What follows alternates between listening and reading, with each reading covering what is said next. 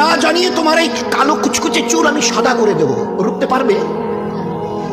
তোমার এই চোখের লাল চাহনি আমি ঝাপসা করে দেব, ঠেকাতে পারবে? তোমার এই লোহার মতো মজবুত দাঁত 32টা 16 একটা একটা করে ট্রান্সফার করিয়ে দেবো, তোমার কাছে কোনো পারমিশন নেব না, ধরে রাখতে পারবে? এইভাবে আস্তিন গোটানো, মাসল ফোলানো, ধরে রাখতে পারবে তো? এরকম করবে না তো?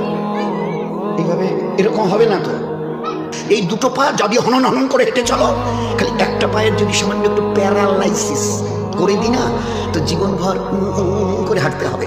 বেডরুম থেকে নিয়ে বাথরুম একদম লাগালাগি, অ্যাটাচড, আমরা বলি না অ্যাটাচড।